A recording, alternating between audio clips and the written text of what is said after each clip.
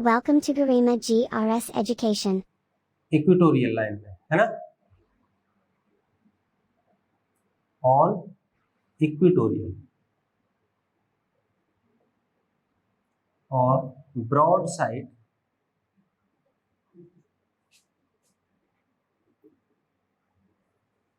On position.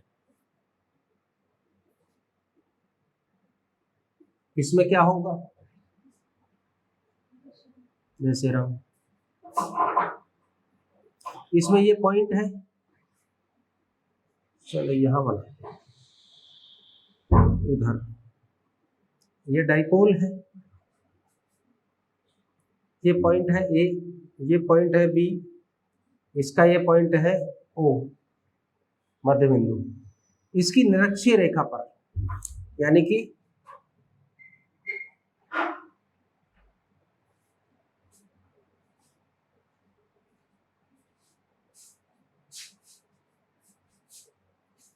यहां पर कोई पॉइंट है पी, इस पर हमको इलेक्ट्रिक फील्ड की इंटेंसिटी याद करनी है। इस डाइपोल के कारण यहां प्लस क्यू चार्ज है और यहां माइनस क्यू चार्ज है, तो इस पी की जो डिस्टेंस होगी ये होगी और माइनस क्यू से, और प्लस क्यू से ये होगी, ठीक। ये डिस्टेंस कितनी है, ओ बी एल है और ये भी एल है, और ये कितनी है आर। ये डिस्टेंस मध्य बिंदु से आर दूरी पर स्थित है। जब किसी से हम दूरी मापते हैं तो मेजरमेंट में ये बताया था फर्स्ट पेपर में कि उसके centre to centre distance measurement होती है, ठीक है। तो ये आर दूरी पर स्थित है कोई बिंदु पी, इसका मतलब उसके मध्य बिंदु से आर दूरी पर स्थित है, ठीक है। और हमें जब इलेक्ट्रिक फील्ड निकालेंगे तो ये डिस्टेंस की आवश्यकता पड़ेगी, एपी की और बीपी की। ये पी है, ये बीपी है, तो ये एल, ये आर, तो ये कितना हो गया, r square plus r square plus L square का अंडर रूट, और ये भी इतना ही हो जाएगा, ये भी हो जाएगा r square plus L square का अंडर रूट, ये एपी, ठीक। तो निकालिए, ये ए है,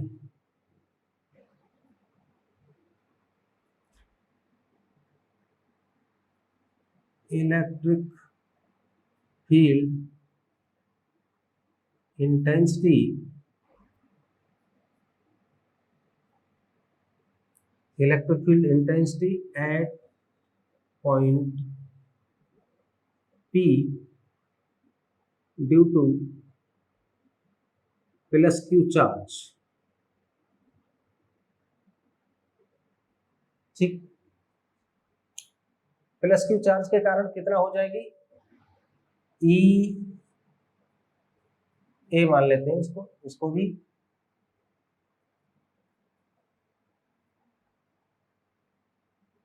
ई ए 1/4πε0 के, वह डाइलेक्ट्रिक कांस्टेंट है, परावर्तकांक है, माध्यम का जो इनके बीच में मीडियम है मान लेते हैं, और Q/r square plus L square का अंडर रूट और इसका भी होल स्क्वायर, यही है। अब इसकी वेक्टर फॉर्म अगर हम निकालें तो चलो यहाँ निकाल लेंगे, ई ए इक्वल टू 1/4πε0 के और Q/r square plus L square, under root भी हो रहा है, स्क्वायर भी हो रहा है, कैंसिल हो गए, इतना ही आ गया। अब इसकी डायरेक्शन देखिए क्या होगी, इसकी डायरेक्शन होगी ये ई ए, ठीक है।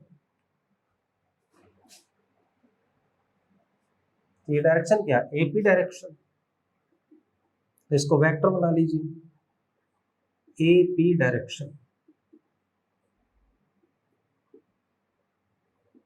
ठीक। अब ई बी निकाल लीजिए, इलेक्ट्रिक फील्ड इंटेंसिटी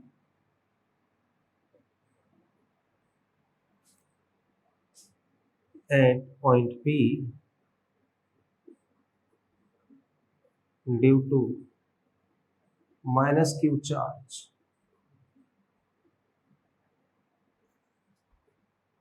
EB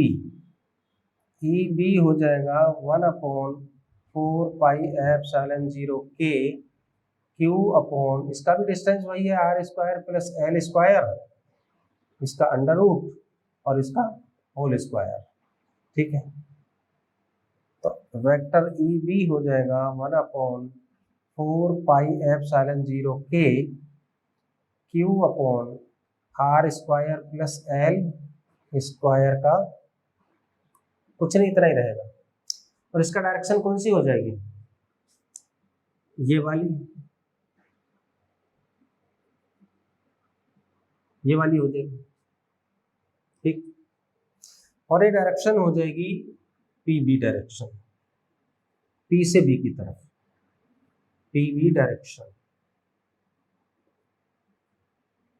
ऐसे लिख देंगे इसके आगे। आप रिजल्टेंट इलेक्ट्रिक फील्ड निकाल लीजिए।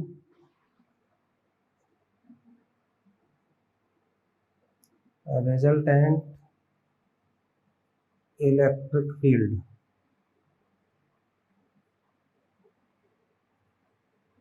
Eight point P।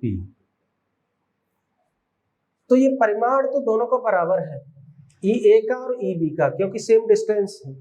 चार्ज का अमाउंट भी डाइपोल की वजह सेम है, डाइपोल की वजह से केवल डायरेक्शन में अंतर है। तो डायरेक्शन में अंतर है, तो इसका ये जो परिणामी वैद्युत क्षेत्र की तीव्रता है वेक्टर E, क्या हो जाएगा, vector EA plus vector EB। ये हम जानते ही हैं कि दोनों का वेक्टर सम होगा, सदिश योग होगा। अब इस सदिश योग को अपोजिट डायरेक्शन में होता तो घटा देते, सेम डायरेक्शन में होता तो जोड़ देते सीधा, लेकिन अलग अलग डायरेक्शन है।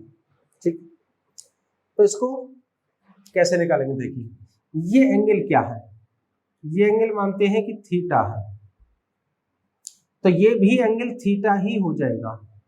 जब ये थीटा है तो ये भी थीटा होगा। क्यों, क्योंकि ये समद्विबाहु त्रिभुज है, मतलब ये साइड ये वाली AP और BP बराबर है। तो ये एंगल भी दोनों, इनके सम्मुख एंगल जो अपोजिट एंगल है वो बराबर होंगे। ठीक, अब इसको EA को कंपोनेंट्स में तोड़िए, तो एक कंपोनेंट क्या हो जाएगा, ये वाला, और एक हो जाएगा ये वाला। चलो ये वाला, ठीक है, EA का। तो इसको हम थीटा है तो इसको हम क्या मानेंगे, ये भी थीटा होगा, इसकी वजह से। इसको ध्यान दें इस जगह, देखिए इसको अगर दो कंपोनेंट में तोड़ते हैं हम, EA वेक्टर, EA को परपेंडिकुलर जो कंपोनेंट है, एक ये। अब ये डिसाइड करना है कि कौन सा EA cos थीटा बनेगा और कौन सा EA sin थीटा बनेगा। ठीक है, तो देखिए यहां थीटा है, इस एंगल की वजह से ये दोनों एंगल अल्टरनेट एंगल है, और ये भी थीटा होगा, ये इस थीटा की वजह से होगा। ये और ये दोनों करस्पॉन्डिंग एंगल है कि नहीं। ठीक है, तो थीटा हो जाएगा, तो थीटा वाला कंपोनेंट क्या माना जाता है, कॉस। तो ये हो जाएगा EA कॉस थीटा। ठीक है, और ये हो जाएगा EA साइन थीटा। अब इस वेक्टर को EB को अगर हम, ये वेक्टर EB है,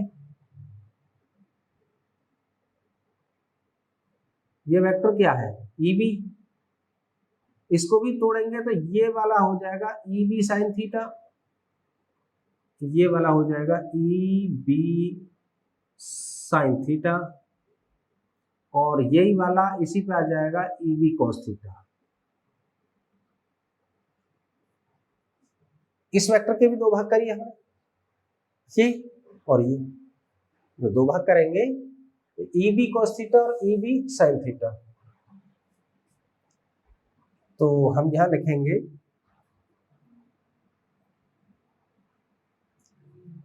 क्या लिखेंगे, ये है ई ए, ठीक है, perpendicular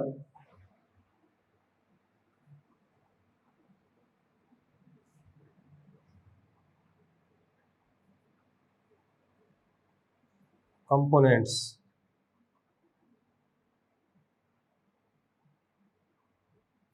of vector EA is equal to EA cos theta and EB cos theta, ठीक, नहीं होगा।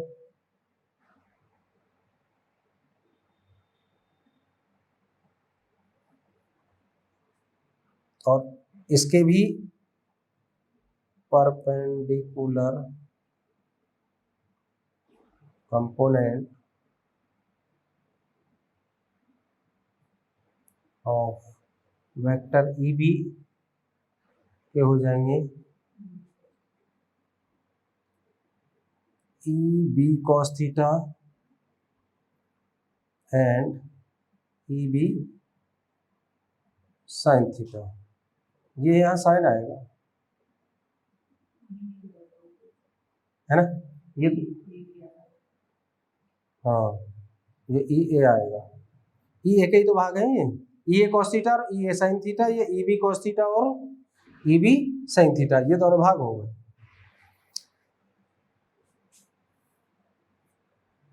तो ई क्या हो जाएगा रिजल्टेंट, ई का परिमाण निकालेंगे पहले। तो ई क्या हो जाएगा, ई वन स्क्वायर, नहीं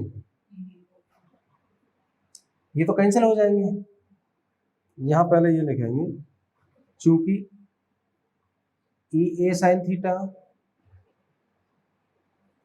and E B sine theta are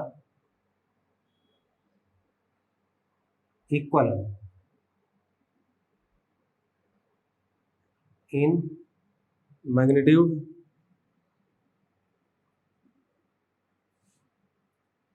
and opposite in direction.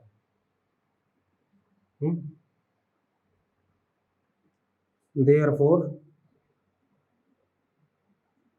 EA sin theta and EB sin theta will be cancelled. हो जाएंगे। नाउ वेक्टर वो या रिजल्टेंट ये लिख लीजिए, now resultant electric field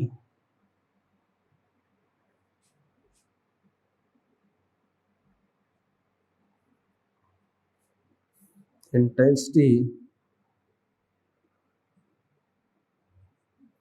E is equal to हो जाएगी E A cos theta plus E B cos theta, इसका magnitude only.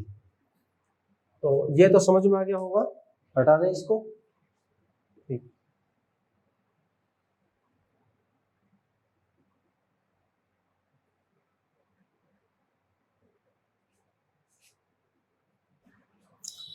E A cos theta कितना है,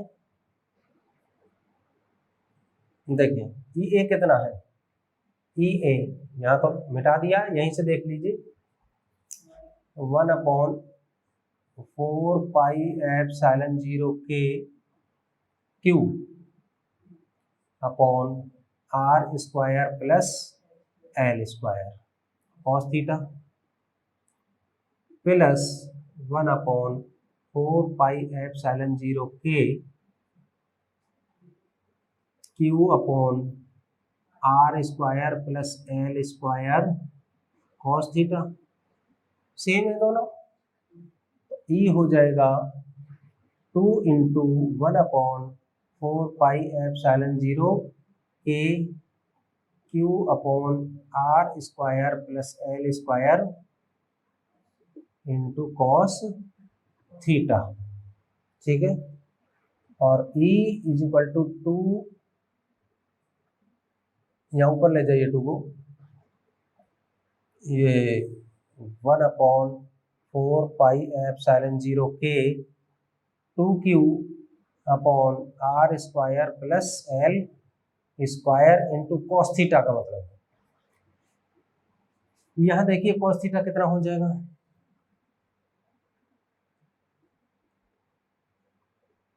कॉस थीटा बराबर क्या है, किसी भी ट्रायंगल में देख लीजिए थीटा ही थीटा है, आधार बटीकरण होता है, base upon hypotenuse.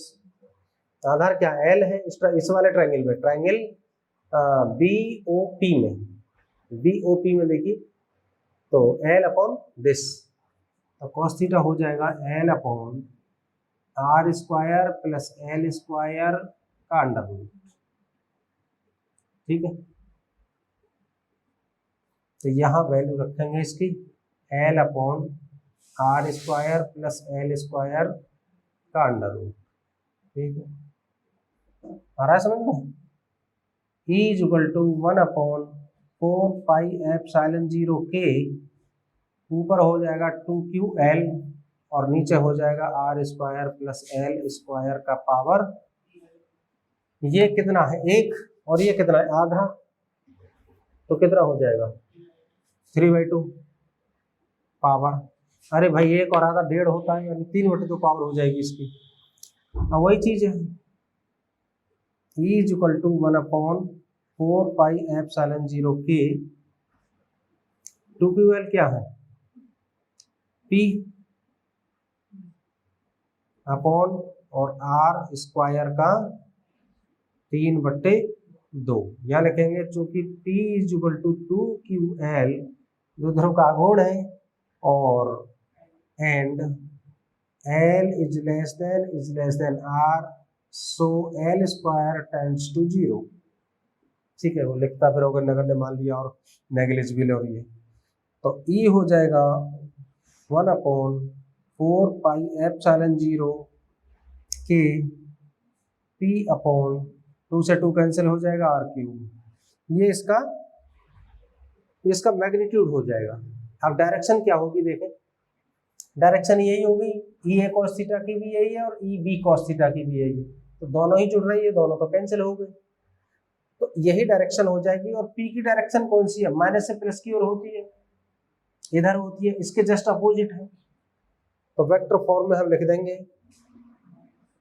Vector E is equal to 1/4 pi epsilon 0 के minus vector P upon R cube.